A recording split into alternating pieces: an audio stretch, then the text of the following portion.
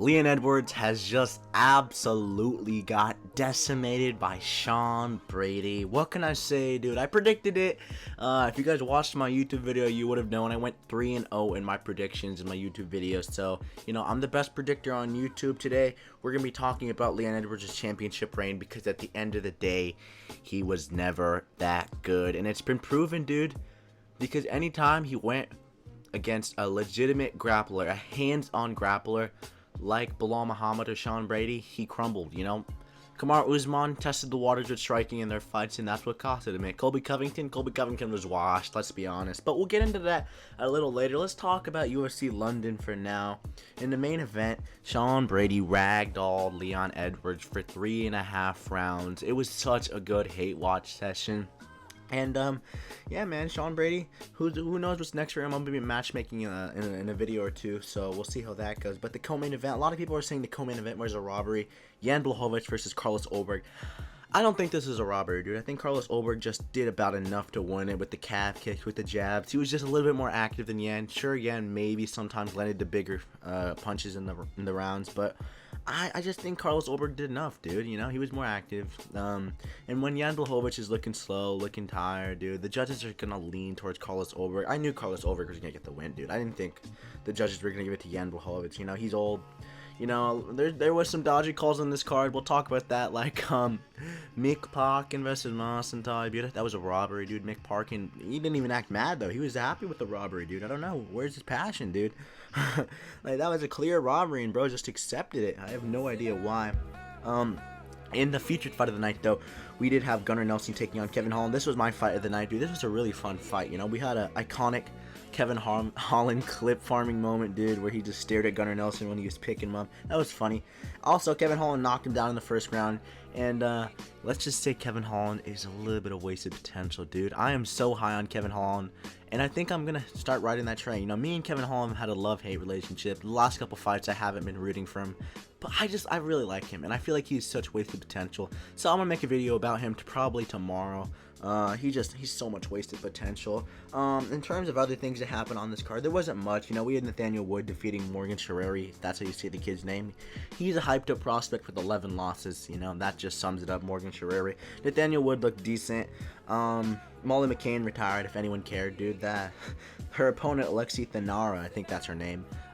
She spent like 50 minutes walking out, dude. She slowly danced to the octagon. It was really sad. Molly McCann had a somewhat inspiring speech saying he was like, "Oh, if any girl out there wants to be a professional MMA fighter like me, I was from nothing." Like, this girl went like 14-8 in her career, dude. No one wants to be like you, Molly McCann. And Patty Pimblett was crying. This is pathetic, dude. This was a lot of people were hating on this card. I didn't hate the card, dude. There was actually no TK or KO finishes. I think we had 3 finishes, and they were all submissions. It was a fun card, though, dude. Loner Kavanagh had a bloodied fight, and yeah, man, we had some decent fights on this card.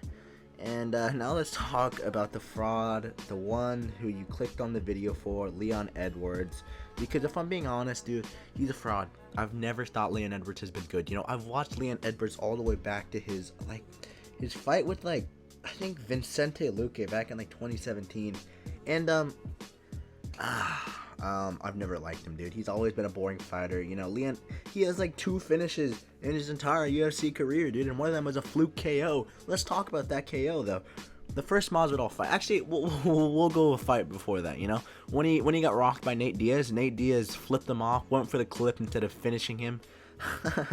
And after that fight, he obviously got the title shot where he got dominated for 5 rounds, and then the final second of round 5, he hit a nice head kick. Yeah, I'll give him that, but the third fight Kamaru Usman and him had, he lost that fight. He robbed Kamaru Usman, dude. He grabs the fences. He's a cheater. He eye pokes. He hits you in the cup. He's a cheater. He's a fraud, dude. Let's move on to his Colby Covington fight. He fought a washed Colby Covington who was coming off a 2-year layoff, and Colby Covington took a round off him. I think it was round 5 where Colby Covington took a round off him. What? How are you losing a round to watch Colby Covington? And also, like I said before, that was one of the most boring fights I've ever watched, dude. For 5 rounds, I just watched 2 men just stare at each other and throw a leg kick for every now and then, dude. It was horrible.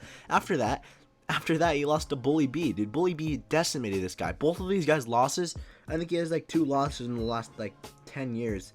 But both of those losses, dude, he got decimated, dude. He got humbled. Belal Muhammad dropped this guy on his head, humbled him for 4 rounds. You know, maybe Leon won that 5th round because of the elbows. And Sean Brady, what Sean Brady did today, he absolutely annihilated Leon Edwards, dude.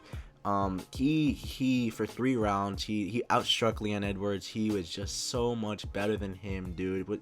He was trying to do submissions every 5 seconds, and this guy's not a boring fighter. He's definitely not a boring fighter, you know. He made Leon Edwards tap. That's the first time he's ever been finished in his UFC career. But in terms of Leon Edwards' title reign, dude, I mean, he has 2 title defenses. One of them was against Kamaru Usman. A Kamaru Usman with no knees, a washed Kamaru Usman who he went life and death with in that trilogy fight. A Colby Covington who was washed. A Kamaru Usman fluke head kick. Rocked by Nate Diaz. A close fight with RDA. A split decision with Gunnar Nelson. Like a close, not close, but, you know, an interesting fight with Donald Cerrone. And it's time that we realize that Leon Edwards was never that good. He never had a standout performance, you know. That was supposed to be the Nate Diaz fight. The Nate Diaz fight against Leon Edwards is supposed to be the performance. We really realized that Leon Edwards was a star, but we never got that performance because he got rocked by Nate Diaz.